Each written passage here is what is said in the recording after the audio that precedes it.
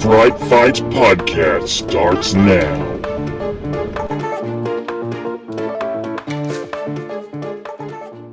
So, guys, we are back again this week with another episode of Fright Frights Podcast. How you guys doing today, Tyler, Mike? Hey, what's up? Hello. Doing good.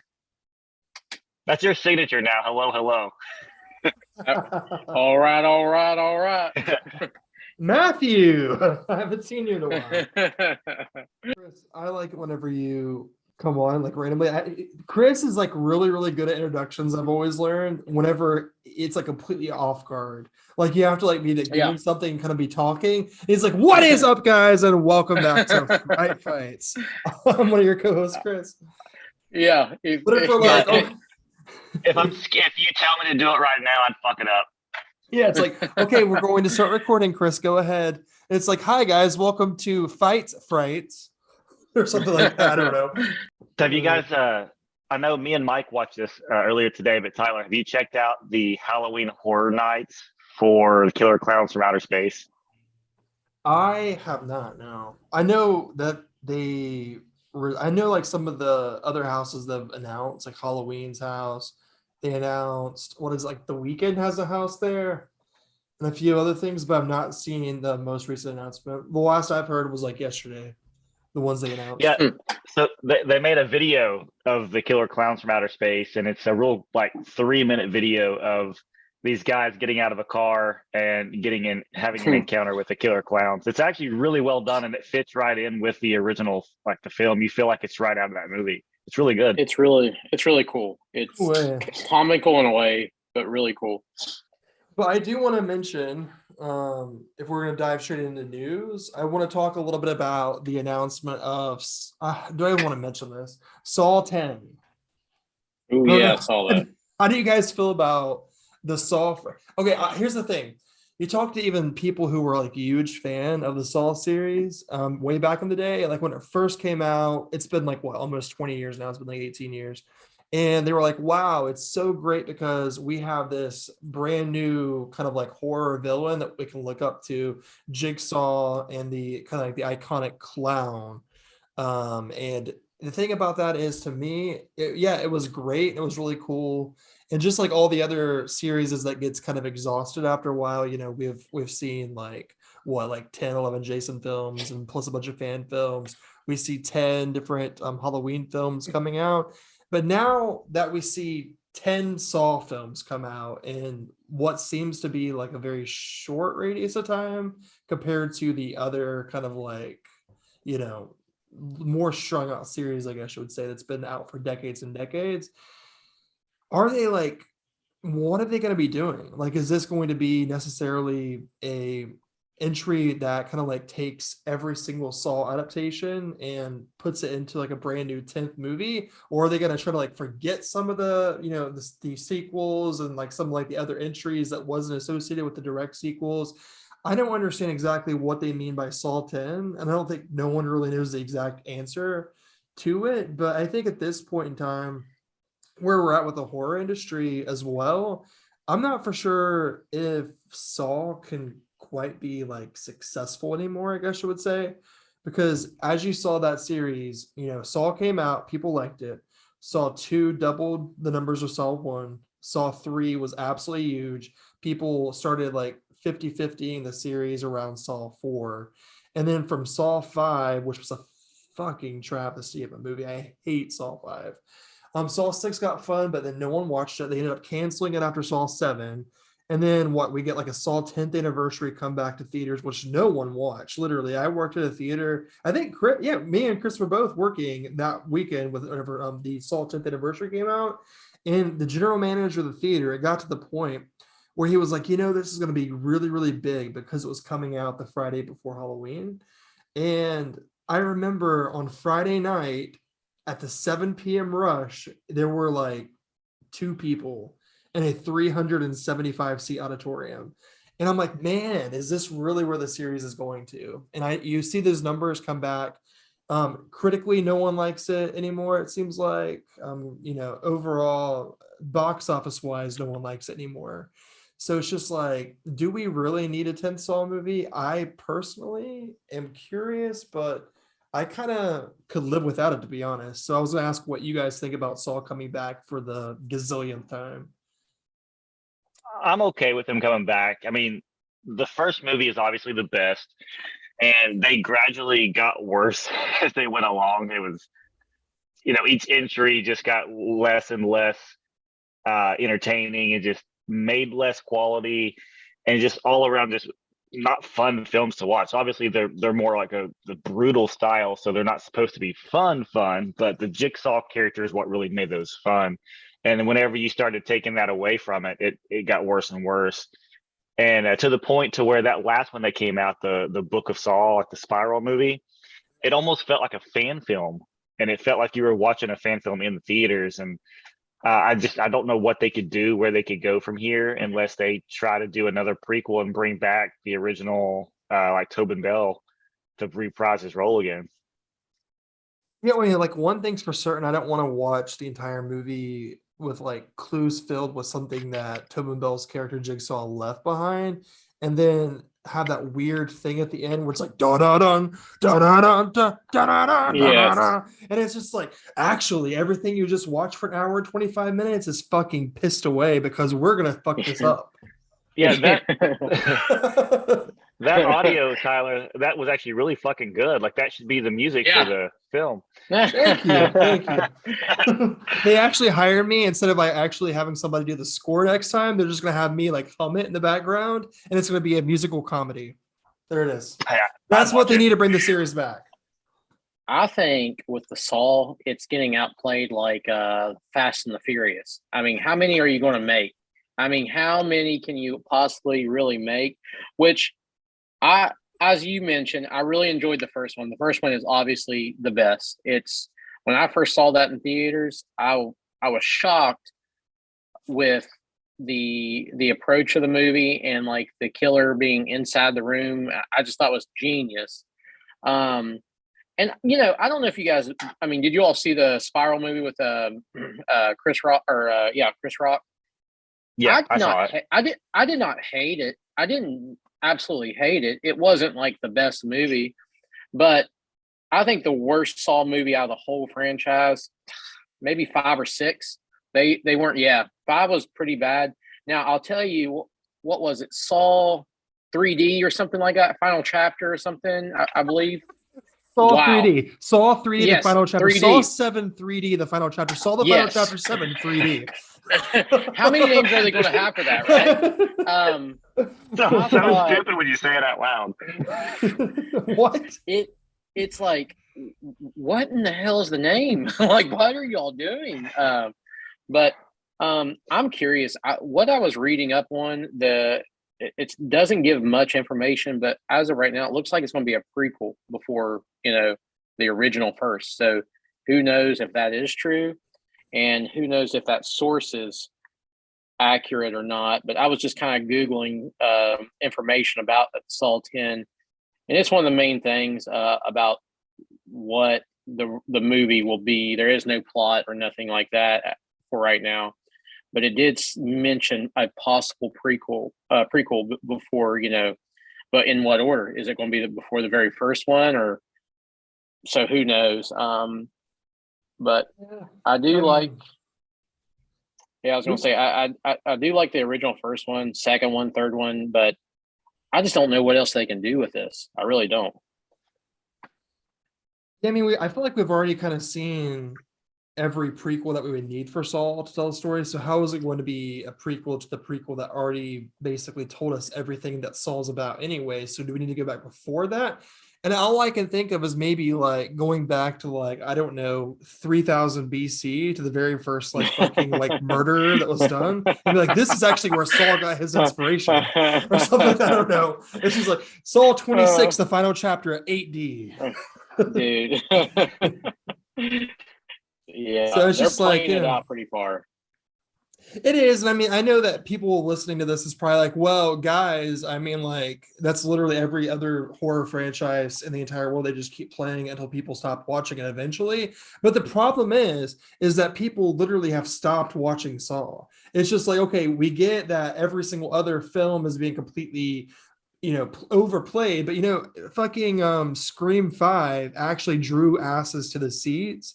So why can't you just let something that absolutely doesn't attract anybody back to the theaters anymore just kind of like rest for a while and then maybe consider coming back in a decade? In which, okay, yeah, again, there's a valid point that they brought back Spiral after how many years? Or like, after like what was like 8 or 9 years we've seen Spiral. So I know they did like rest it for a while, but I think the only way that the movie can make any money, it doesn't even have to be good, but it would have to be the marketing behind it, because a lot of people are wanting to return to theaters nowadays because everything opened back up and you can actually go to theaters.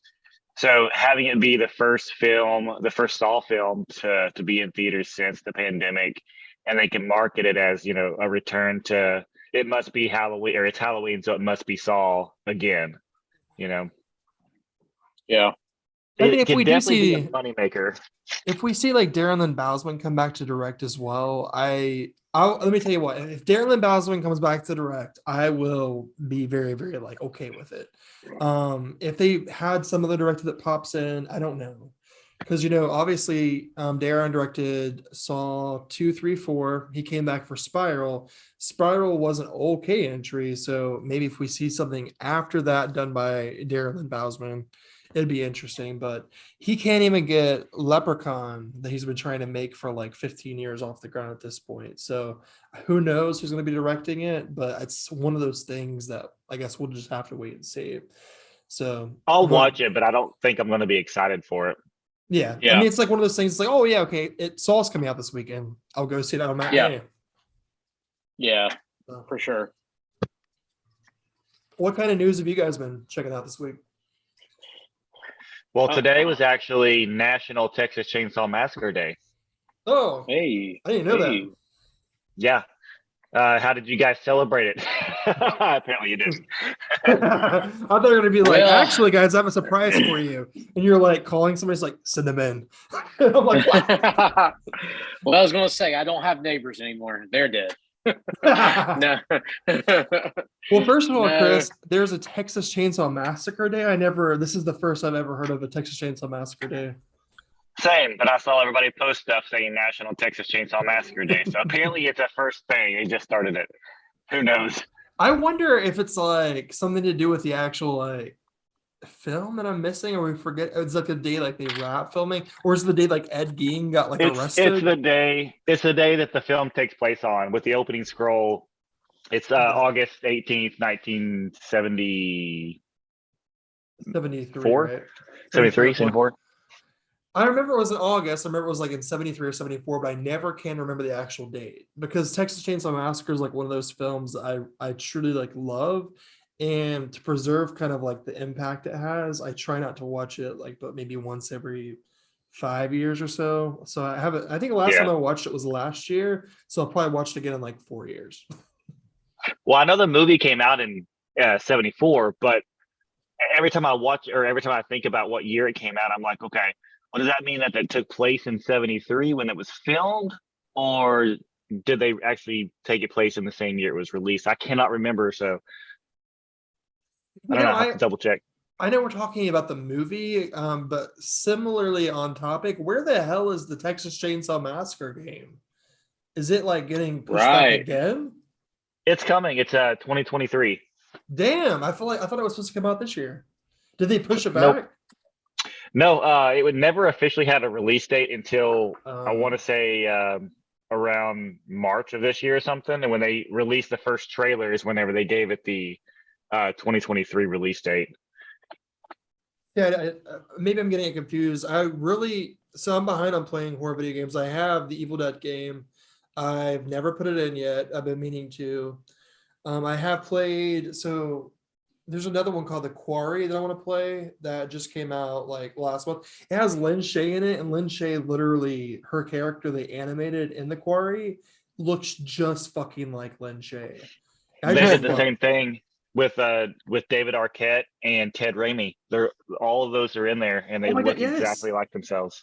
Ted Raimi was like scary. It's like almost like he's like it's the visuals are just getting insane with these video games. But I kind of like it Yeah. because it reminds me of like it gives me like slasher vibes, which obviously that's what it is. Yeah. But that said, I think it's just really interesting to see like how realistic the slasheriness is per se.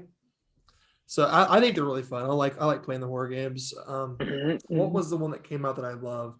It is Until Dawn? Have you guys played that? Until Dawn.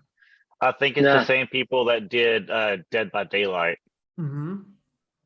I have not played. I've only played Dead by Daylight maybe a couple times, like a handful.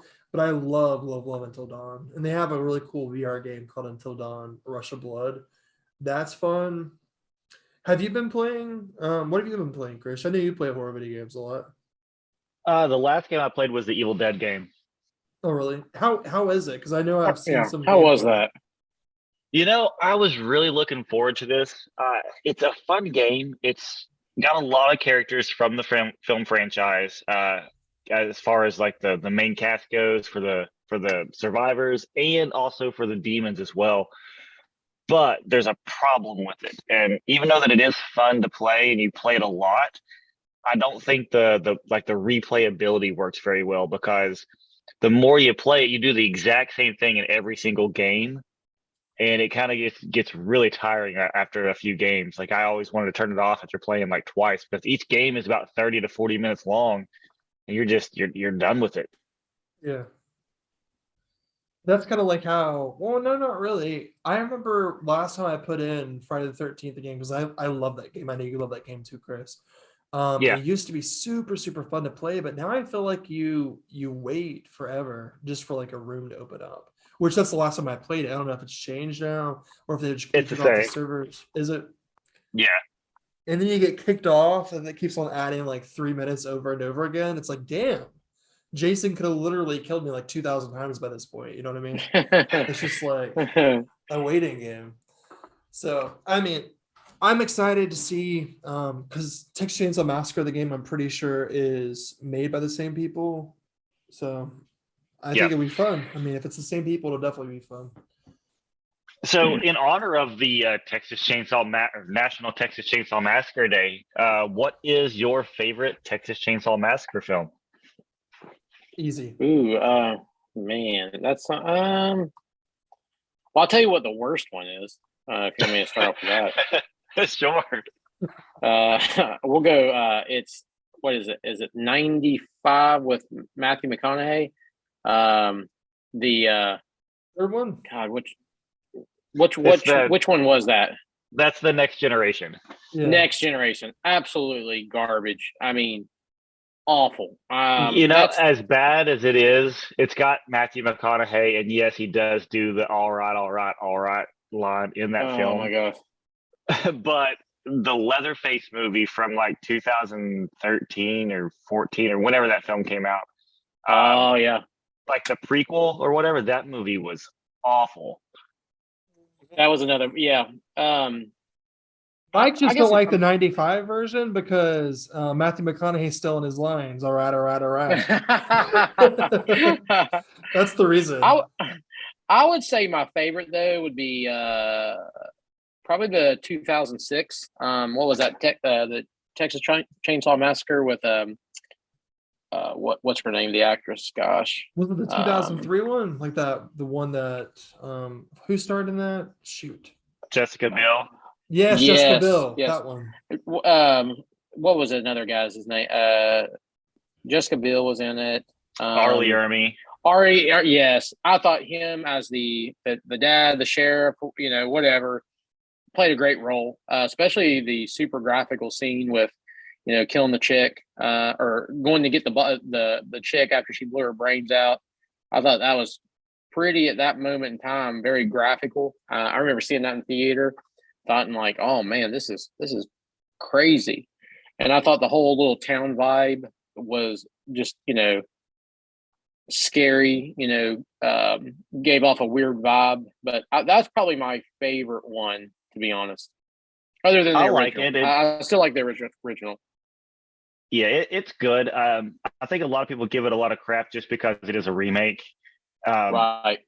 But I mean, it's got some really intense moments. The scene you're talking about with the guy, the sheriff putting the guy in the car and making him reenact the scene and Yeah. having the gun held to him. Like I thought that was really, really intense. And still, every time I watch it, I tense up watching it.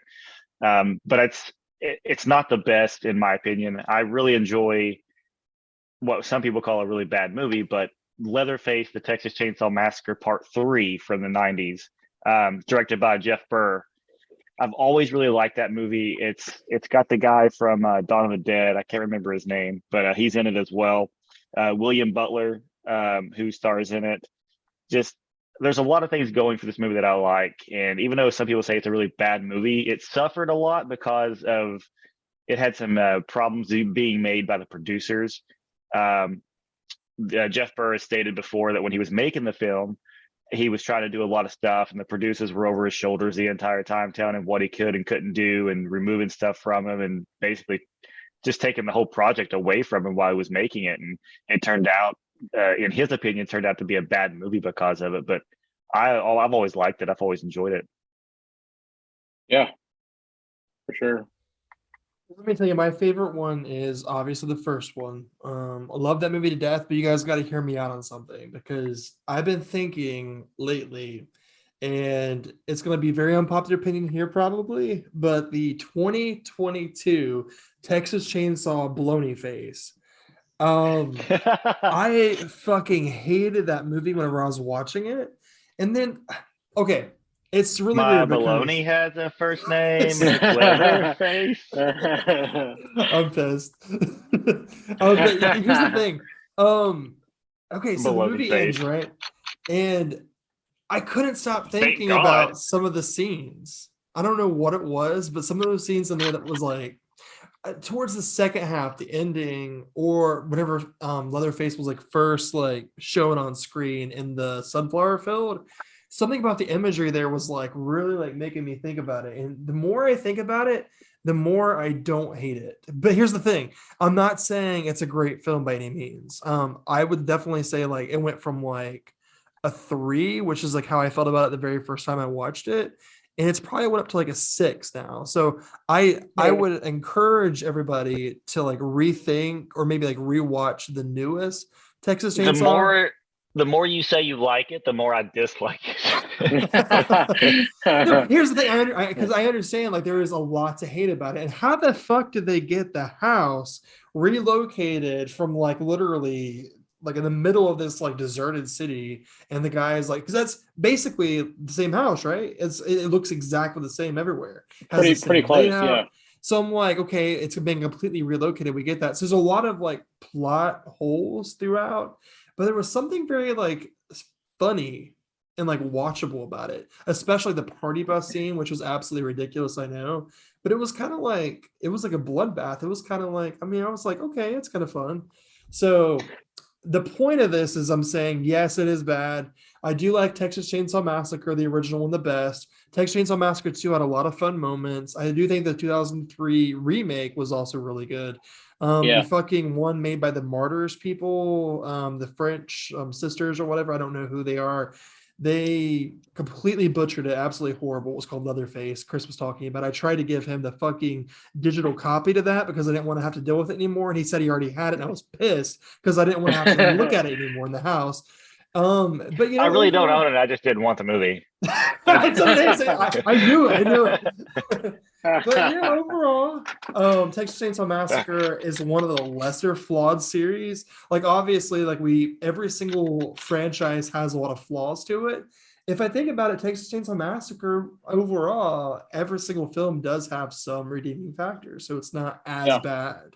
So, I agree. I will say though, the 2003 version, which I think I said 2006, the 2003 version with Jessica Biel is by far a really, really good one. But can we focus on the kid? I think the actor's name was David Dorfman or Dorfman. Such a creepy human being. So, I mean, Are you talking about the teeth? Jedediah? Yeah, the teeth. The teeth. Yes. Oh my God. That goes down into history for having the worst fucking teeth, and I mean like fake teeth in the history of films. And I work in Kentucky and see a lot of customer service that coming in my store and bad sets of teeth, boy. But that kid, It's like the director was like, okay, kid, you got to put these teeth in so it makes it look like you're from a redneck area. Yeah. And the kid was like, but I can't talk at him. He's like, oh well, we're out of time, we're out of money, go do it. Just run out there and shut up. We don't have enough money for you to sit here and bitch about this anymore. Yes, man. The teeth were just not done well on that character. But yeah, that was, sorry to interrupt, but that was my moment. Leatherface, the Texas Chainsaw Massacre, the only franchise to have shitty teeth and baloney face in one franchise, and we'll love it. So, Mike, what's one of the movies that you watched this week? I ended up watching the newer scary comedy movie on Netflix, Day Shift. Have you guys seen it? Oh yeah. Yeah. So I'll at least tell you what I thought of it. I guess the first thing that comes to mind, it was a fun movie. It was a fun watch. For anybody who's listening who doesn't know what the movie is, it's a Netflix original film with Jamie Foxx playing a character by the name of Bud, who during vampires exist, and during the day he travels around hunting these vampires so he can cut their teeth out because teeth are very valuable on the black market. And he gets himself in some trouble, and a bunch of head vampires try to track him down, and they are going to go after him and his family. So he is doing everything he can to stop the vampires. So that's just the basic plot of the film. I had some issues, some of the acting, but like the kills in the movie were really cool. Special effects were really cool, I thought, for the most part. Jamie Foxx is still Jamie Foxx, kind of like the cool, tough dude, funny. I really like, though, I thought personally who stole the show was Dave Franco. I thought he was pretty funny. And then what was the actor's name? Was it Steve Howie? He was one of the other killers. He came in late in the show. I won't go into detail, but one of the vampire killers. I thought he was pretty comical, but overall a really funny movie. Snoop Dogg. Wow. I mean, he's old, but he was funny in the movie. So I thought overall, rating wise, it was a fun watch. It wasn't a great movie, but I gave it a 6.5 out of 10 because it was fun. Yeah. So Jamie Foxx is one of the only actors who plays himself in every single role, but is not, you don't see him as Jamie Foxx. You actually saw him as that character. Whenever you see like a Nicolas Cage movie, you picture Nicolas Cage in every single role. That's all you see. But with Jamie Foxx, he's so recognizable as a person. He has that same stamina with him. But I didn't notice Jamie Foxx in this movie. I just saw the character. I thought he did a really good job with it, and he was really funny at times. The banter back and forth between him and Dave Franco was really funny. It surprised me. I didn't know that Dave Franco was going to be in it. I really like him as an actor. He's really funny. And just their banter was really entertaining. And as you were saying, the effects were really good. It was like John Wick meets Fright Night. Very good example. That is very good. Yes. Yeah, I didn't have a problem with the story. I thought the story was okay. It's a very generic story. But the only thing bad about it, in my opinion, is the ending. It was very rushed as an ending, and a very easy to kind of figure out what was going to happen. I called the ending about halfway through the movie about what was going to happen. All in all, I gave it a solid 6 out of 10. Nice.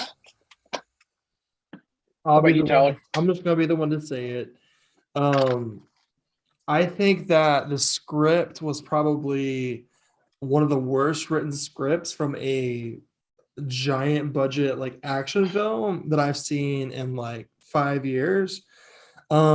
I was just on here, like, as you guys were talking, I was like, who the hell wrote this anyway? Tyler Tice and Shay Hatton. I've never heard of either of them. I don't know what they've written before. That being said, though, although I think that the script was absolutely just horrendously written, Jamie Foxx really kept it afloat. Whenever Snoop Dogg came in, very solid. He's basically just playing himself at this point, which is great. So that's a lot of fun. It was really funny because I haven't seen him in a horror movie in like what? It's been like 15, 20 years at least. And then we have Dave Franco, which did an absolutely fantastic job as well. So here we have very well, to me, very well seasoned actors attempting their absolute best they possibly can at a super, super horribly written script. So like we have like nothing. We have a movie that has a really fun and like actiony plot, like Chris said, like with like John Wick, because I think that a lot of the producers, maybe even the stunt coordinator or something, was part of John Wick. So I got that really well choreographed, like fight sequences, and basically just take the fight sequences and make them vampire like hunts instead. So I was on board with it. I was like, oh fuck yeah, you know what I mean? Like we don't have to watch these people fighting anymore. Now they're fighting vampires. This is perfect. And then they had a lot of comedy written in there too. But at the same time, I'm sitting there watching it, and I'm like, you know, it's really just super, super, super like stale. The dialogue is, and let me tell you, the exact moment that I figured out that the entire like script was just poorly written, it wasn't necessarily just the performances, is whenever the lead woman vampire, I don't even know what her name is in the movie, is it Heather or something? I don't know. No, you know what I'm talking about. We'll go with Heather. Yeah. Well, I don't know what actress like plays her either. Hold on, let me find her here because let me pull her up again. Here she is. Is it the moment where she is like, find him? Yes. Bring him to me or something. Yeah. And she's like, the entire time she's like, you know, I've been watching. And I'm like sitting here like listening, and I'm like, you know, I think that this is absolutely horrible. I mean, she can be tough. She could be a vampire. She could be like a fucking like action hero to like, you know, like antagonize these people. But at the same time, I'm like, you know, it's to the point where it's not even intimidating because, I mean, I've got to know your character enough. And then not only that, I want to jump ahead one time real quick because I also want to mention this is the same issue I have, so we could talk about either one you guys may have noticed too. But later on in the story, Jamie Foxx moves into a apartment complex, and there's one of the vampires that live like next door, and he doesn't know. They literally, I can tell 100% they cut every bit of like their scenes together out. I don't know if they thought maybe it was like lagging the pacing in the movie or something, or maybe the running time was going too long, but it basically is on there where they like first meet and they're like, oh my God, you know, we're living next door. Oh, this is great. Can I give you a hand? And then next time you see them, they're like basically just like all over each other, like about ready to like fucking like tear each other up. So I'm like, okay, so we have like this entire romance, I guess, happening in between these two sandwich like scenes. We don't get to see any of those. So that's what I noticed. It felt like a TV series. Yes, it could have been. Yeah. I mean, I think. Oh, go ahead, Tyler. Well, I was just going to say, I don't know if it would have been. It felt like a TV series, yes, but I feel like it would have worked very well as I mean, it's a film, obviously, but I feel like it works the best as a film. I feel like if it was a TV series, it would be drawn out too much. You have to get too much of the mythology. I'll be honest, whenever I watch a movie like Day Shift, like a vampire comedy or like Fright Night, I don't care about the mythology of the vampires. I don't care if like, you know, what kind of like weird kind of like story they have woven into this world of vampires they're going into, like Underworld or like fucking like Resident Evil or something. I'm more so like for like the action comedy sequences when it comes like this. Yeah, one of the biggest plots of the story is the fact that they're working to build vampires that can walk around in the daytime. And you see that happen a little bit, but it's never escalated to the point where it causes any problems for anybody. Right. I just felt like the story, I think you both kind of hit the topic. Like it was rushed. Like it was kind of rushed. But when we say rush, though, the movie, I was looking it up. The movie wasn't really short either. It was an hour and 53 minutes, which is a decent amount of time for a movie. So, I mean, almost a 2-hour movie. And I just felt they could have, I felt like they could have put together, I guess, in order, just a better plot, maybe. But I don't even think the plot was really focused on what made sense. I think it was just like the crazy kills, the comedy on the side, which is your typical Jamie Foxx movie. Action, funny, really doesn't make any sense. But I still think what saved this movie to me was the relationship between Jamie Foxx and Dave Franco. I thought their characters together kind of carried it on to an extent. But even then, you didn't even really get them together till like the last 40 minutes of the movie. So I just felt like it was rushed. I felt like if maybe let's say an extra 20 or 30 minutes with the movie, I would have probably watched it continued because, like I said, overall it was a fun watch. But it was rushed. The ending just happened, and it was like it was over. The movie was over, and I was kind of wanting a little bit more, or something leading up to the ending more. But I mean, it just, to me, it was rushed. You know what they could have done? Because I think it was a very good length at the end of the day. My issue with it is that maybe if they would have just cut out, like, for example, the bad vampire clan coming after Jamie Foxx's character, they have like 7 or 8 or even 9 meet-ins to where like they're battling and running. If they would have just cut like 1 or 2 of those out, that would have saved like 20 minutes of screen time right there. And then they could have developed a little bit more, because I didn't want to like see too much more story. I just felt like it was so like pieced together that it didn't make sense, like certain like moments. Yeah. So if they would have just cut that short, maybe by 15 minutes less action, and then put in like some more character development and give us some background of why exactly like these people, those people kind of like are like they are, I guess you would say, the vampires, I would have liked it a lot more. I think the length was good, but it's just it's very hard to pinpoint. Go ahead, Chris. Like I said, it's a very simple plot. It's a very generic plot, but Jamie Foxx, and like as Mike was saying, Jamie Foxx and Dave Franco are the 2 strong points of the film, and I think we needed more time with them, more banter with them, because every time they were on screen, I was laughing at something they were saying or doing, and that was the most entertaining part, was just having those 2 together. Agreed. I mean, I'd probably give it like, I think on Letterboxd I gave it a 3 out of 5, so that'd be like a 6 out of 10. So I mean, I'm about right where you guys are with it, and my issues with it mostly just concern the plot, which I think we're all in agreement of. But I would suggest, if you guys are listening to this, checking it out for sure. Yeah. Why was Dave Franco like screaming the entire time? Every line that he had, he was like, "I don't know what I'm doing. Why am I here?" Like the whole entire time. Either screaming or peeing. It was weird. The peeing scenes were great. I love it so much. It's kind of like my day. I did like he was like, "Oh no, not again." I did like it. It was kind of, it was comical. It was funny. Yeah, I like there's a line in there too, where he's like Jamie Foxx is telling him that he peed himself, and he's like, "Yeah, it's everybody pees himself on the first time when they go through." And he's like, "Oh, really? Did you do it?" He's like, "Nah, but you did." Yeah. Yeah. It was like it's totally normal. And he's like, "Oh, so you've done it?" And he was like, "Well."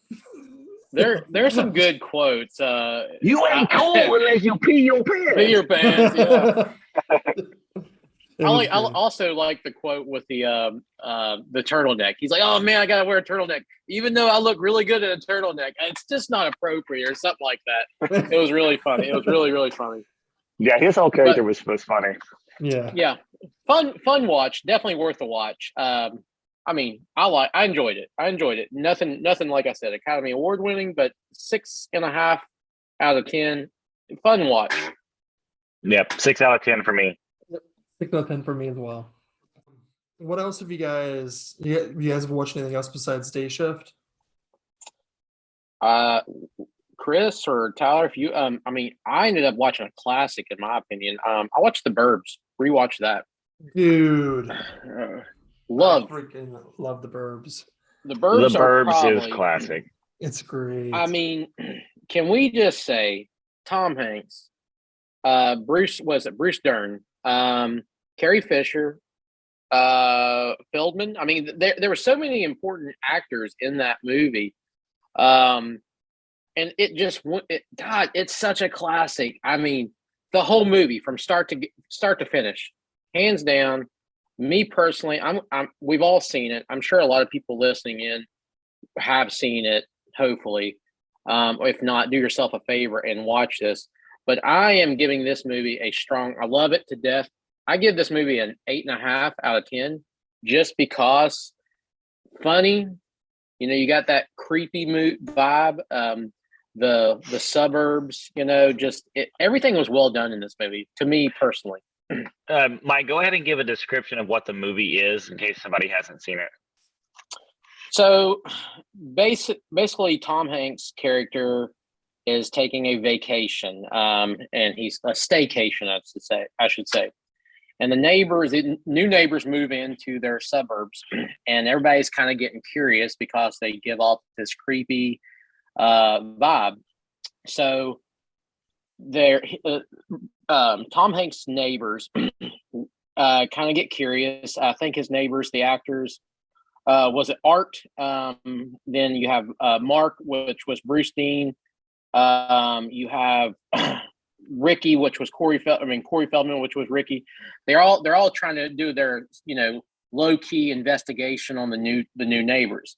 The neighbors, it was Dr. Werner Klopek, was it? Klopex, yeah, and great actor Henry Gibson. He was the smaller dude, kind of creepy vibe. So they do their own investigation because their one neighbor, what is his name, with the dog? God, I'll look it up real quick. I can't think of his name. Yeah, no. Gordon was it, or Walter? Walter goes missing, and they think the neighbors have kidnapped him, killed him. So they keep going over and doing research, see if they can, you know, get into the house, dig in the backyard. I think one of the funny characters in the movie is Art, played the bigger, heavier set guy. I mean, very, very well played. And come to find out, if you haven't seen it, I don't want to give a full description on the ending, but it's just like neighbors getting together, like most neighbors, like a neighborhood watch team, being really, really nosy. And all Tom Hanks wants to do is just relax. But then again, he gets kind of curious and pulled in by his buddies and I love peer Bruce pressure. Oh, dude. Super fun watch. Like I said, it's not like a horror, not like a scary movie. No, it's a straight up comedy. Yeah. Is it labeled just comedy, or it's like a comedy with yeah, like light horror vibes, but it's meant to be like a comedy. It's like a comedy parodying them. And I love, one of my favorite parts of this movie, I think Tom Hanks is in the backyard laying down, drinking some beers, and Art comes over and he interrupts, and you know, the dog's coming back and forth, and the dog actually has a bone, and it's a femur, and he keeps throwing it, and next thing you know, they're like, oh my God, you know, this could be Walter. And then they do that scream, which is like, you know, the camera goes in and I think that is one of the most, you know, watching that younger, I laughed so hard. But I rewatch that movie every so often because that's one of, honestly, my top 20 movies of all time. I really love The Burbs. I mean, I probably definitely put it in my top 50 easily. It's definitely my favorite Joe Dante film. And Yes. Mike, let me tell you, I have a story with The Burbs, and Chris would know this story because he was actually there at this experience. Because whenever I was a kid, my grandpa would always play like TV, and one day the Burbs came on, so I've always liked The Burbs. It's like one of those things that stuck with me. Yeah. I've never had the chance to meet Joe Dante at this point in my life. It was probably 5 years ago now, 4 or 5 years ago, and he wasn't supposed to be there. And I went to this convention. So next thing I know, they're announcing the very first day of the convention, whenever we're all already there, that Joe Dante was going to just slide in just real quick. Joe Dante's going to come in and accept an award and kind of like plug his new movie. It was like Camp Coldbrook or something at the time. And he had like produced it. And he basically was just there to accept an award from Horror Hound for like this generational director and to see that movie. And then he's going to leave. And that was it. So I was like, Chris, I've got to figure out a way to see Joe Dante. And so I was walking around the convention in the meantime, looking for something I'd have him sign because I was not prepared at all. And it was actually hilarious because I find this like weird like print out of nowhere for the Burbs that I still have in my room, like hung up. Nice. And I go down to where he is, and I'm like, I can't find the dude anywhere. I don't know. And I don't know if it was Chris who said this or who exactly said this to me. They were, oh my God, there he is. And I was like, what? And then I look, and Joe Dante like walks right by me. And so here I am, low-key stalking the fucking guy, walking behind him like 10 feet so it doesn't look obvious. Doesn't want to just like walk up to him. So I follow him in the elevator all the way downstairs to where he's accepting this award. And I'm like, I am so nervous to meet the guy because he's like a very big inspiration of mine that I didn't know what to say. And I was like, I'm going to sit away from him during this. So I was thinking if he was going to be accepting the award and we were actually going to be going into this like little auditorium that was set up for us, he would be sitting towards the front, right? Because he'd be accepting the award. So you know what I did? I sat in the very back row. What happened, Mike? What happened? He was sitting right there. Let me tell you. 10 minutes after I sat in the very back row, it was me and Chris sitting like side by side, and we were watching, and Chris's wife was there too. And next thing I know, Joe Dante opens up the side door, and I'm like, oh my God, there he is. I was like, oh shit. And I saw him come around. He sat directly in front of me. Directly. Shut up. Yes. Shut and up. I was like, oh my God. So then I got like overwhelmed, and Chris's wife ended up like dragging me to the front and saying, Joe Dante, it was like, Joe, is this you? Is this him, Tyler? Is this him? Yeah. And she was like, oh, he loves you so much and he loves all your movies. He wants to know if you can have an autograph. And he was like, oh, like that, and scribbled it down. And I was going like this, shaking as he was like scribbling on the autograph. And then I left, and that was it. That was the last time I saw Beyonce. I thought you were going to have a panic attack while we were sitting behind him because, dude, we sat there and watched like this whole short film with him sitting in front of us, and you were just like the entire time you kept looking at me and you're like, that's Joe Dante. That's Joe. He's sitting in front of us. It's Joe Dante. I'm like, Tyler, he's probably going to hear you like back here sweating and calling his name out over and over and over again. Like calm down. Security. And then like we luckily got to meet him like right at the end when he signed his poster. We all shake his hand and everything. We're like, we're so glad that we got to meet you. And he's like, oh, it's good. I'm leaving now. So see you guys. And like, he left the convention. So I'm pretty sure we were the only people that got to like get an autograph from him. I don't know what it is, but I'm pretty sure like we were the only people who almost like recognized him. There was like nobody at all. Like he was like walking just gracefully down the entire like convention floors, and people were like, excuse you, kind of thing. And I'm like, bro, that's Joe Dante. Hello. That's awesome. And so me and Chris was like, we were the only ones like freaking out about it. I don't know. Did you get his autograph, Chris, or was it just me?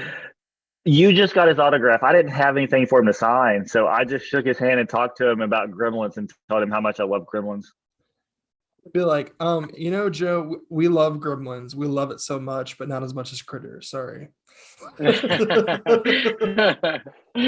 It's like, thank you, Joe, for stealing the idea from Critters and then releasing Gremlins first. I don't know.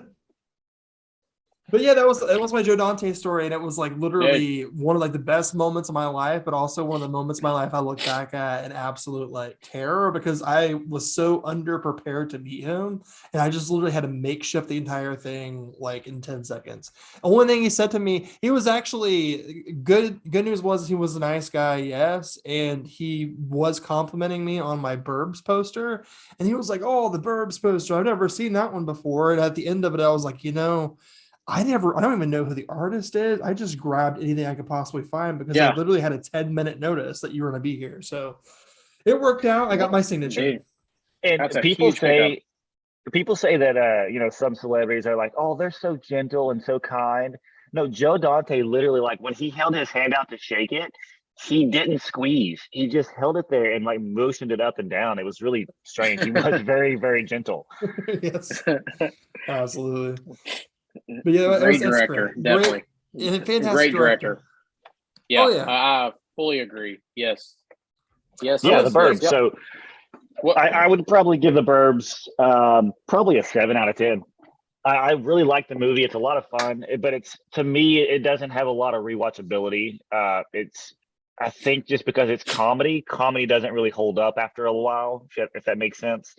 So watch it once or twice, and then I'm kind of good. So I kind of I just give it a 7 out of 10. Yeah, I'm with Mike on it. I think I'm closer to 9 out of 10, just because you have to understand too. I had like that young emotional kind of connection to be able to like watch it and laugh with it and be able to like see it over and over and over again. So, and then as an adult, it's like one of those movies. It's just like I could see how it's not going to work for some people later on, but for me, it's just like I guess like the nostalgia part of it really connected me to it, to where I really dig it, and it is fun too. And Bruce Dern gives a killer performance. Carrie Fisher's great in it. It's great, yeah.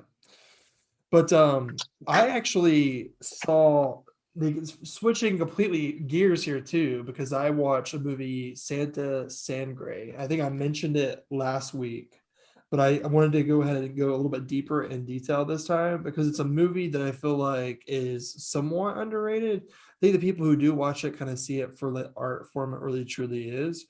But now this was one of those movies that was like banned from like South Africa or something like that, wasn't it?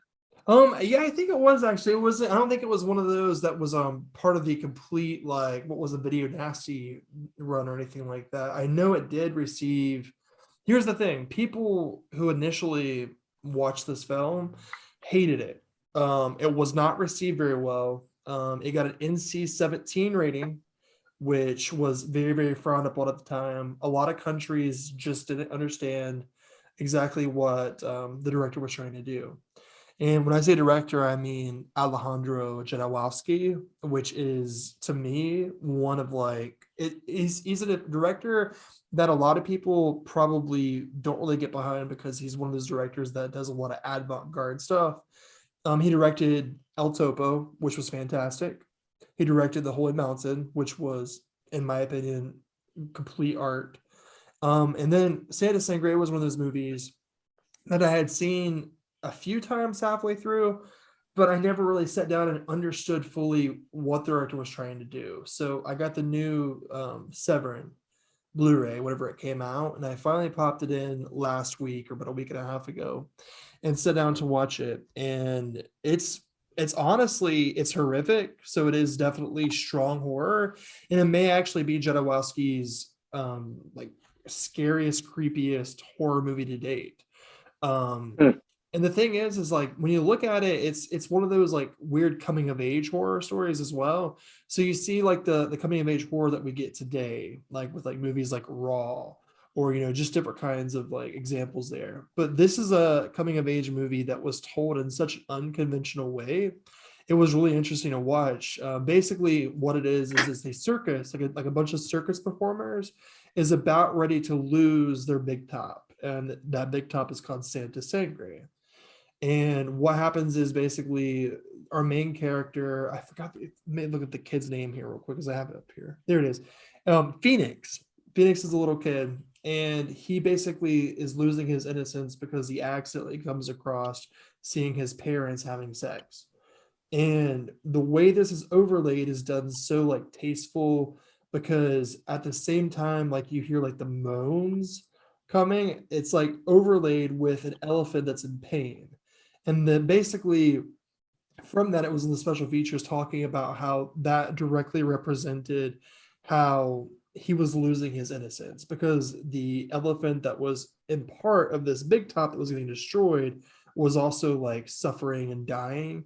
And it like overlaid with like, you could see the elephant with like blood coming out of its trunk.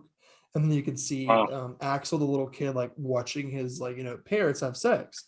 So we have these two complete like kind of like kinder trauma style events happening, to where you can see like the loss of innocence with the like kind of sexuality.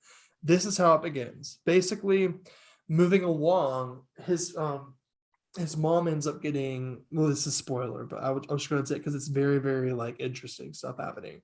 But his parents both end up dead. His mom gets brutally murdered, and this causes him to go absolutely insane. He ends up like in a mental hospital.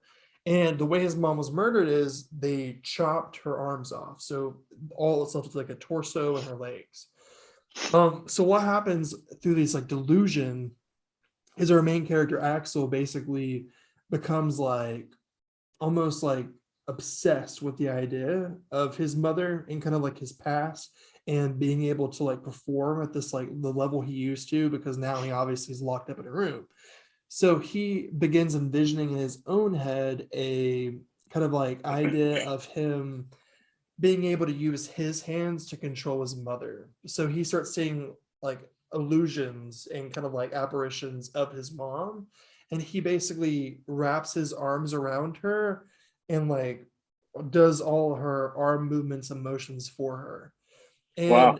yeah, it's really creepy, the entire thing is. And like you see him like try to like, you know, find like his self basically in this, and he's completely lost the entire time. And something that's really interesting too is his mom tells him, you would never be anything without me. You know, you would never be able to succeed without me. You could never, you know, love without me. Basically, you need me for everything. And he was kind of like almost like Norman Bates-esque. It was very like Yeah. and like the imagery in this was very, very powerful too, because the way it was like portrayed was also kind of like psycho-y, which is very interesting because this was made like 15 years after. So I don't know if Jodorowsky kind of saw some of the imagery that was shot in Psycho and kind of paid homage, or if it kind of like means something a little deeper, but it felt very Psycho-like at this moment. And pretty much fast forwarding to the end, because there's a lot of really interesting stuff that happens. And I don't want to give away that kind of like artistic approach they had, because it's very poetic at that moment. But the last scene, I just want to say, was mind blowing, and I was like almost like emotional at the end, because it was so like, you basically follow this kid through his entire life and got to see kind of like all the bad things that happened to him, and kind of like his need and want to be able to be better than what he was, but to know that he'll never know anyone or anything outside of his like little world that he lives. And at the very end, he sets the place he's living on fire, and you can see the apparition of like death that had been following him as like a ballerina the entire time. And they basically come up with a bunch of police cars, and they're like, put your hands up now. And so Phoenix like raises his hands like this, and then he says, my hands, and he's like, these are my hands, kind of thing. So at that moment you're like, well, he's completely disconnected himself from the life he knew, and he's truly became his own person at that. And I think that's really interesting, although he's like, his life was basically like confided, and it's pretty much over at this point because of the arson situation. You kind of get to see like him like saying, this is me, I am letting go of my past, and I've finally like grown up and grown into who I am. So it was really good. I would 100% suggest, if anybody hasn't seen it, to pick up that copy of Severin, because Severin did a fantastic restoration on this. I think it's available in 4K too. It's never looked better. It's beautifully shot, artistic, poetic. It's, you know, it deals on grief and loss and growing up and kind of letting go of the past. So it's one of those films that's really kind of like heavy, but it's something that definitely is fun. So my rating would probably be like an 8 out of 10 easily. Go ahead, Chris. Sorry. Sorry. It was one of those movies where when I went to the video store to rent these films as kids, it was always sitting on the shelf to rent. But the art was just that, like the guy standing in the middle in the white background with his like hands up toward, is there over his eyes or over his head or something? It's like, and yeah, and it just never really interests me. I saw the artwork and I was looking at other artworks for movies and stuff, and they always seemed more intriguing. So I never picked it out. I never watched it. And even to this day, I still haven't seen the movie. but I vividly remember seeing that artwork all the time and just like always looking at it and then just choosing not to watch it. Yeah, I mean, the artwork definitely doesn't do it justice. I think that's still the artwork they used with the 7 release. They did like color it a little bit more, but I think the film, like the filmography, it's not the filmography, but the cinematography rather. I think it was right up there next to something that like a Giallo would do. Very, very colorful, very intricate set designs, very expensive. So it's definitely one of those that's very misleading with that. But I was the same way. It definitely does not do it justice. The artwork does it. But it's one that I would 100%. But here's the thing: the first 20 to 30 minutes, I was like, I didn't really understand what was going on because it does get kind of confusing because it does use a lot of like, metaphors. It uses a lot of like different kind of like personifications, and it has like a lot of like foreshadow as well. So it has like all these like storytelling mediums that's very like difficult to follow, all thrown into one. And it is considered an avant-garde film. So you have to go in knowing, hey, I'm watching an avant-garde film, because definitely is not told conventionally whatsoever. So it's kind of a hard watch, but it's one to for sure see. And El Topo, which was also by him, I mean, it's right up there with that, which is considered like his most masterful work. So overall, it's pretty good, but just always remember that that's what that kind of is. It's kind of like a really strange film. It's good. It's very good. Completely different than the Burbs, for sure, Mike. Well, I was watching the trailer. I was just kind of watching while you were talking about it. It's very, yeah, very, I don't know, artsy. I shouldn't say that. It's very odd, but it has my attention. So I'm watching like the circus. I'm watching the woman with the no arms, I guess the mother. And then the son, I'm assuming, is, I guess, guiding her or helping her. I'm just kind of like briefly watching this. So yeah, it will be on my list. I'll watch this before our next meet. It's definitely something I'm curious about. And all the reviews on it are really good. I've been reading them. It's considered a masterpiece. It really is. I mean, I would 100% agree. And like I said, when I first started watching it, I was like, how does people consider this a masterpiece? But it definitely is. And I don't really want it. The questions I had about it, I really don't want to know the answers to, because there are some things I'm like, I don't understand this and this. It's one of those things where I just want to go back to it in a couple of years and watch it again and just see if I can pick up on more additional things, because it's saying so much on so many different levels. And it's not one of those movies you want like somebody to say, oh, this is what it's supposed to mean, or that's what it's supposed to mean. It's like one of those things where you want to find out yourself and just take it away. It's definitely on my watch list. I will be watching this within the week. I'll definitely watch this. I'd like Definitely to see it too. Yeah, let me know what you think of it next week. For sure, absolutely. But did you guys see? So speaking of like watching different things on Netflix this week, we've watched some things on Blu-ray. I know this fall, one of the things I'm going to be doing is spending a lot of time on Netflix, because they've literally been like pumping out a bunch of horror announcements. Have you guys seen that? It's been like literally we had Wednesday, the teaser trailer for it come out. And then at the same time, like a day before Wednesday's teaser trailer came out for the Addams Family with Jenny Ortega. What else was it? It was The Cabinet of Curiosities, which was a book by Guillermo del Toro. And basically he's been wanting to do this, he said, for a very long time, to have a TV show that kind of goes through different kinds of stories from his Cabinet of Curiosities book that he was, he published, I think back like 2016 or 2015. And I guess now it's coming to Netflix. So Netflix has picked up a ton of horror stuff. So I've been watching a lot of Tubi recently because they have so much streaming stuff on there. There's so many varieties to choose from. I mean, we have brand new movies, you have Tubi originals, you have classics, and then like low budget independent films. And I find myself just going through, looking through at all the different movies they have and just randomly choosing movies at times. And I watched a movie last night. It was called The Resonator, Miskatonic U. I know it's a strange title, but it fits right in with the actual company that released it, which is a Full Moon release. So Full Moon is actually partnered up with Tubi. So they actually have a lot of their a lot of their movies, a lot of their shows and stuff debut or will go straight to Tubi for a while before it goes to like full moon streaming service.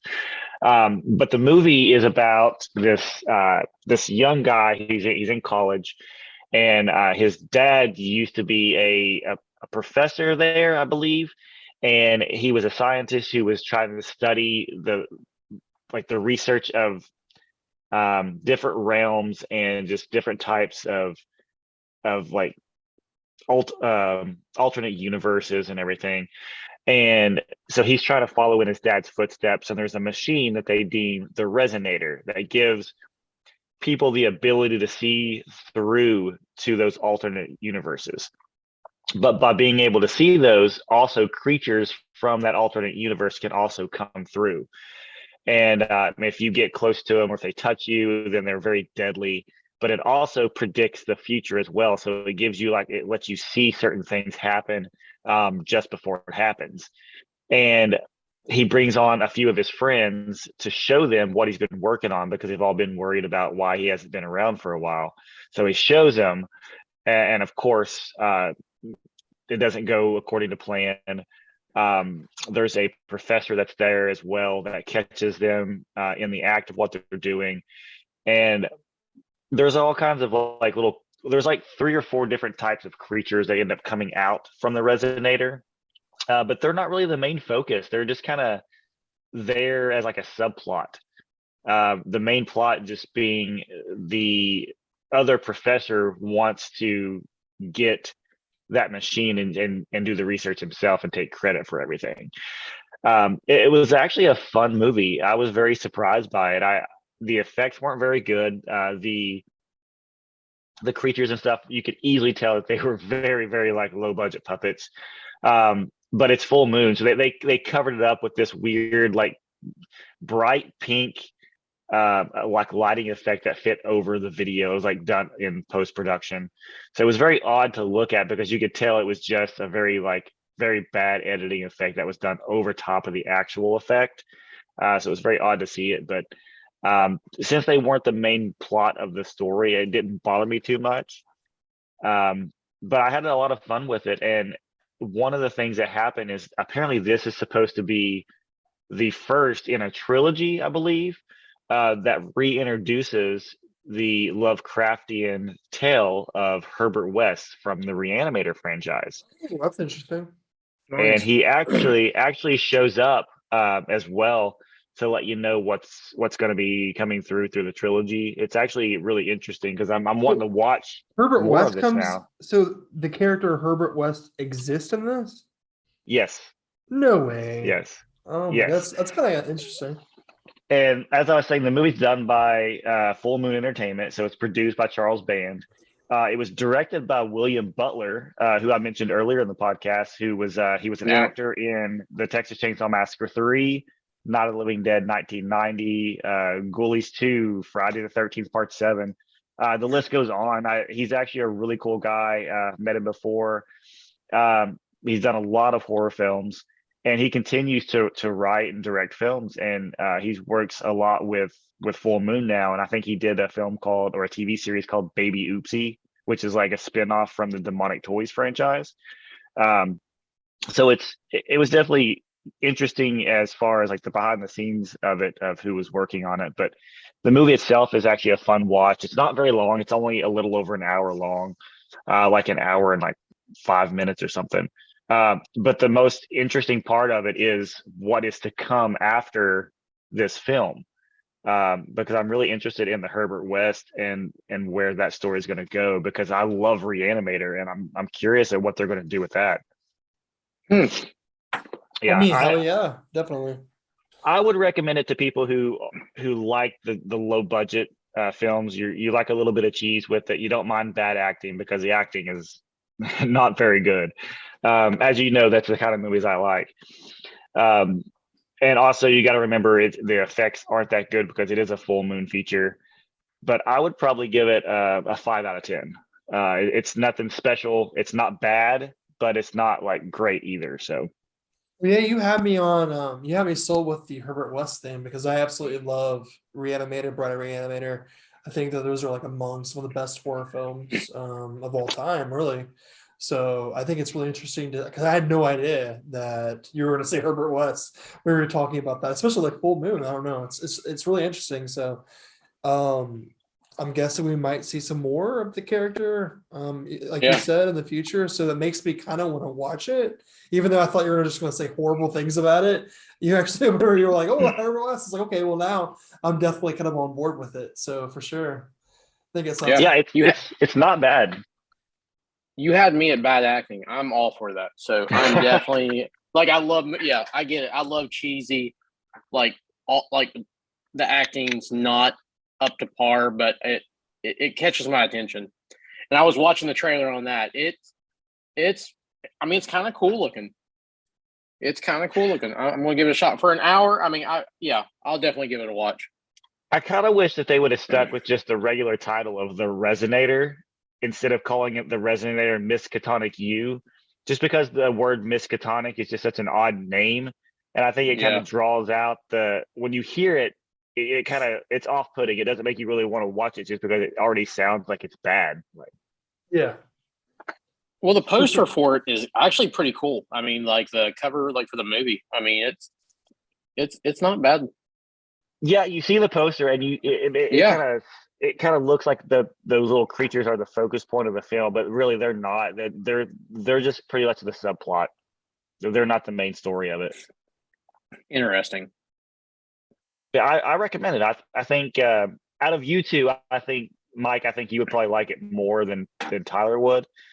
But like I said earlier, I'm interested in seeing where the story goes just because of the introduction of the Herbert West character. Yeah, Yeah, that's where and it sold me.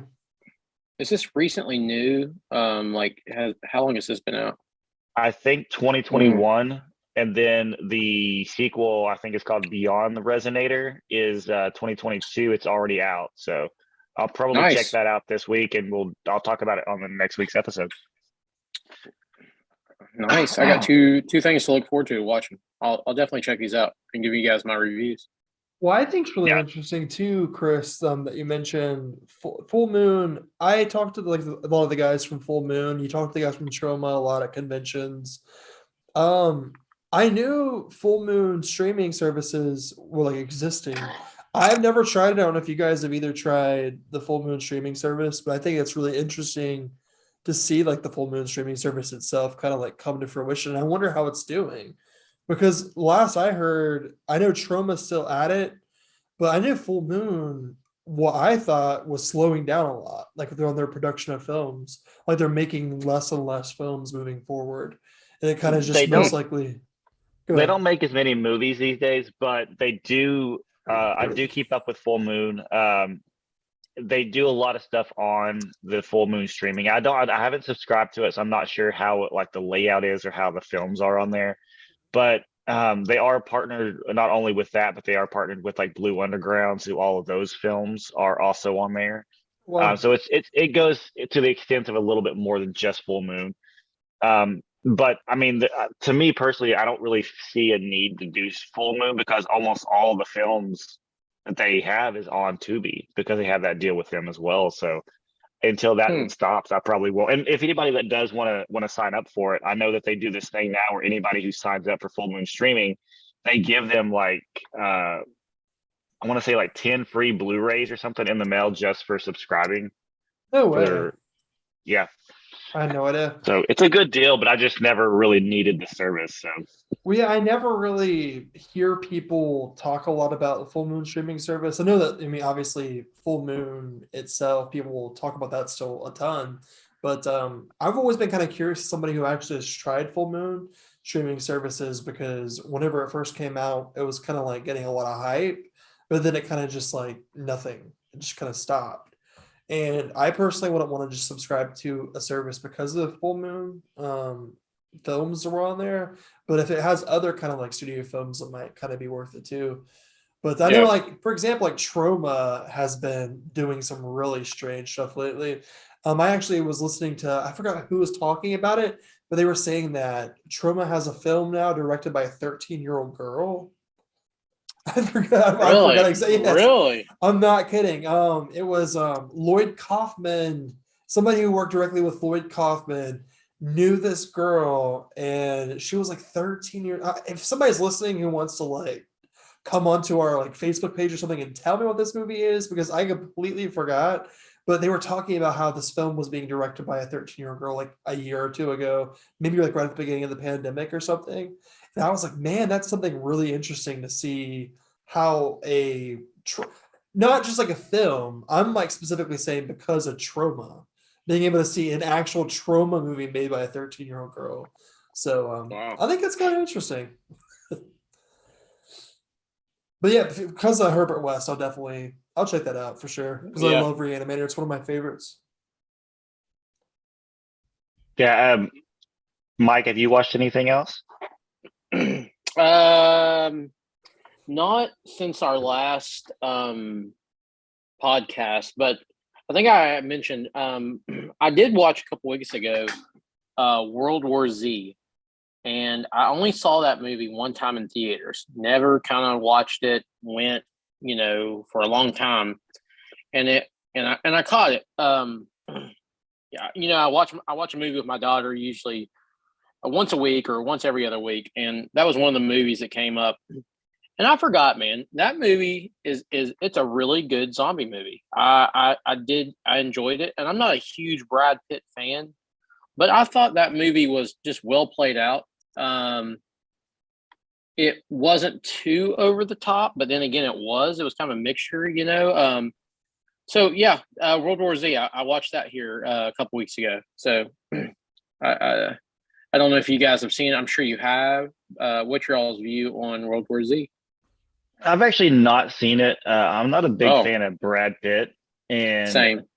The fact that the movie I think is like over 2 hours long, it was very off-putting as well. And I'm not a fan of like the super fast,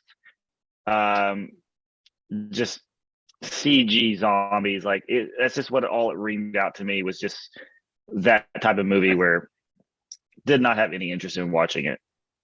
But I haven't heard good things about it, so. I think it may surprise you, Chris. Yeah. You may dig it. I haven't watched it since it was out in theaters, but I remember from what I can remember from it, it's been like 10 years since I watched it or more. It was very dark. The gore was very, very, it was pretty there. It was kind of slow at times, which is kind of funny because they're fast moving zombies. But yeah, I mean, I remember enjoying it. It's one that I definitely would rewatch if the sequel ever actually gets made. Yeah. They've been talking about the sequel since like 2 years after, and they're like, David Fincher's going to direct it, guys. Wait, never mind. David Fincher isn't going to direct it. We're looking for a director. Cary Fukunaga is going to direct it. Wait, no, we're going back to David Fincher. Oh no, wait, we're not making it at all. Wait, David Fincher said he wants to make it. So I don't know what's going on with it. But I remember that it was kind of refreshing because the zombie subgenre at that point was kind of becoming exhausted. I mean, it's kind of weird because Zombieland came out. You remember whenever that came out, like what, 2008, 2009? And the moment Zombieland came out, 20, that's a way far in the future there, Tyler. 2099. But it was kind of weird because World War Z, help me out, guys. So I think World War Z came out right before or right after Zombieland. They were right in the same area. I think it was right after. Wasn't very close. I believe. Now, I could be wrong. I know that no matter what, I know they were within like a year or two of each other. So we were at the moment with zombies that zombies wasn't like scary anymore necessarily. And everything that Dawn of the Dead, Day of the Dead, Land of the Dead, all these films were basically just in the past. They were not a hot subject anymore. And then Zombieland comes out. People's like, this is fucking hilarious. We love Zombieland. And everybody was quoting the movie. People were buying the merch. Our theater literally had like a zombie walk that like took place for Zombieland. And it was this big thing. And people were like having a great time with it. And then a year after, people were kind of like, zombies are low key. We could make a comedy out of them. well, they came with a super dark, super edgy style like film with World War Z. So I think it's really interesting to see that a series that should never been made to begin with kind of exists now. If you could call it a Yeah. series, if the second one ever gets made, I don't know. But yeah, I mean, Chris, I would suggest, I think you might like it. I would Yeah. say check it out. Go ahead, Mike. Oh no, the only thing I was going to say, I know, like you mentioned the fast paced zombies, but and I get it. It's a turn off when you think of like zombies running or zombies being super quick, but this movie really does it. Like it's different. The fast paced running zombies like sporadically, working together. Yeah, like it very that I think that was awesome how they created that. But it does it for me. And then I don't want to ruin it without you seeing it, but it's really cool on what the zombies will attack and what zombies won't attack. And it's very smart how the director put this into the movie because and Tyler, if you remember, the zombies won't attack a certain individual, basically. And I thought it was very creative, kind of like, they didn't have to have a certain, strange formula. They needed, to kind of make something to prevent things from spreading. And I thought it was really cool.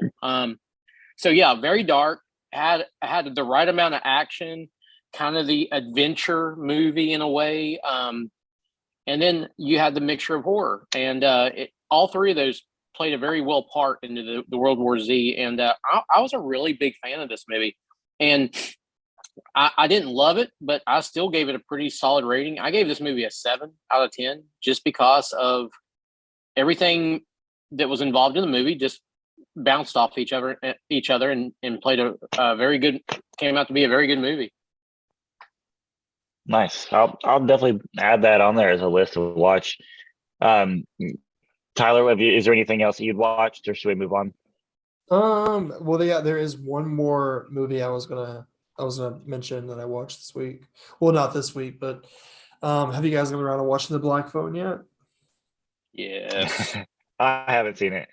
Chris, you need to watch it. I think actually it's coming on VOD soon. So Yeah. if you wait around like a week or two, we may have like another viewing party here because I want to see it again.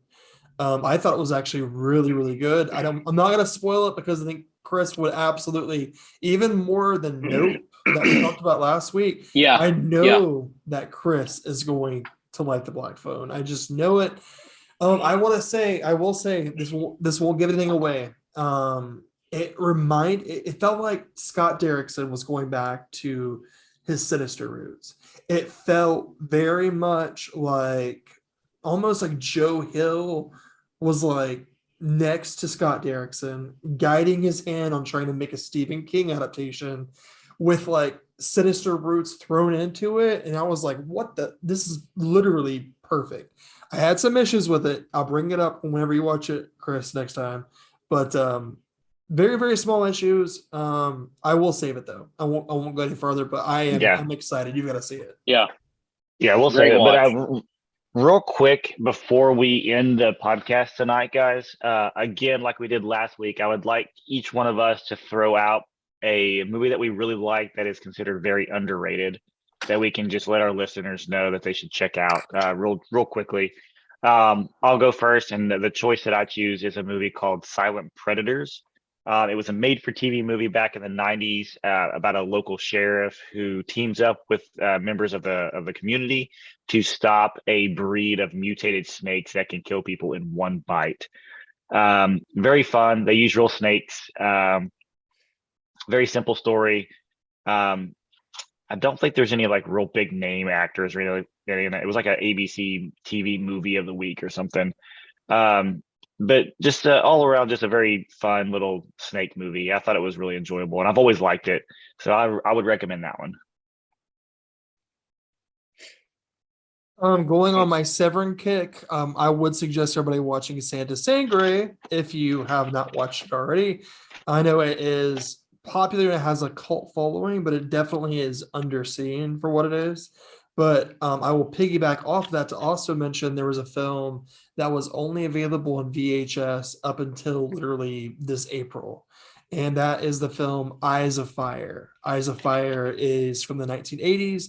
It was lost to VHS. Really, really bad transfers of the film existed all the way up until this year.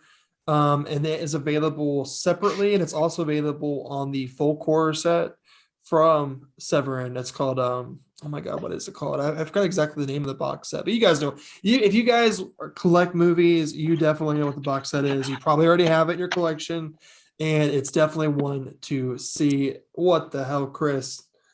No way. Did I give you that, or did you already have that? It's a beautiful. Already had it. This is the bootleg copy because I haven't got the official copy. Because I know I always get rid of my bootlegs as soon as I have it available. That's the bad thing about collecting too, is like you have to always try to track down that movie. You can't find the movie; it's only available for like $200. Then you have to settle to get the bootleg, which I absolutely hate doing, but sometimes you have to. But I was probably ready to upgrade Eyes of Fire. I did it, and I say everybody who likes folk horror movies, witch movies, definitely check out Eyes of Fire. That's my heart. Nice. Mike? Well, I wouldn't say it's a very underrated movie, and I'm sure you guys as well have seen this, but another movie that I really enjoyed, because it kind of gave the, I don't know, 90s vibe in a way. It Follows. I was a fan of that movie. I thought you mentioned it last week. Did I really? Yeah. Oh, I'm sorry. Well, then scratch that. Then let's go with something that I think it's a very underrated movie. Hey, one of my daughters. Hey, listen. Wrong turn. Wrong turn. The wrong turn. The first one, of course. Wrong turn.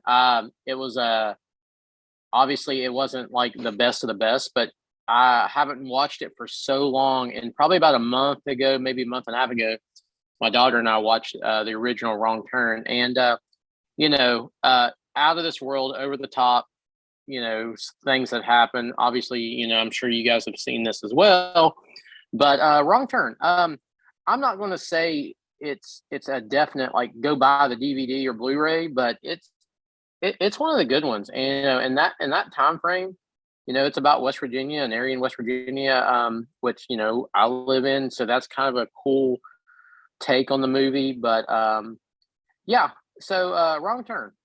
I think it's underrated overall. I'm not giving it like a 7 or an 8, but I give it a 5.5, a 6. I mean, it's like I said, it's your typical slasher inbred movie, but I think I have a few neighbors that kind of look like the people that starred in it. So you watched the remake? That's not a remake. Have you watched Wrong Turn? Yes, the one that came out last year or 2 years ago or something like that in that time frame. I haven't seen it, so don't spoil. I will not spoil it, but I like the way they went with it. My thing is, everybody was watching it wanted like just the inbred, kind of over the top. Lax, I wish you were here, or I wish you had seen it. Yeah. Watch that, and then let's talk about that maybe next week. New Wrong. You don't have to. You're not a fan. Not a fan. Don't watch it. I love you too much, Chris. There's better ways to spend your time. I'm kidding. Honestly though, I never mind. I can't say anything because it'll spoil it. Chris would have to watch it first, but I just don't. No, I can't. Okay, I won't say it. Yeah, but it's you definitely. Well, we got some really cool titles mentioned. We got Eyes of Fire. We got Silent Predators. We've got It Follows apparently. And Wrong Turn. So, guys, check those out. One more thing too. Yeah. Sorry. Anybody who collects movies, if you've stuck around this long, make sure to check out. I'm gonna plug them because I love them. Vinegar Syndrome is having their Summerfest 2022 sale. It's their 80 millionth sale, I know, this year, but they do have new titles coming out. Those partner labels are going to sell out. So definitely check it out, because at midnight, it's going to be probably whenever this episode comes out, it's already out. Yeah. So definitely check out Vinegar Syndrome before that goes away, because we're literally already in it at this moment. So don't forget. All right. Sorry. All right, so want to thank everybody for listening again. We appreciate it. Definitely, if you guys are listening, to comment on our videos, our YouTube videos, or the Facebook page where we share it at. Comment and talk to us about the movies. I mean, you don't have to agree with us. You can tell us that you don't like the movies that we chose, or our ratings for them or anything. Just have some fun horror conversations with us. One of us will always reply back to it. So thank you guys again for listening, and continue to listen, and hopefully you guys like it. So with that, we see you all next time.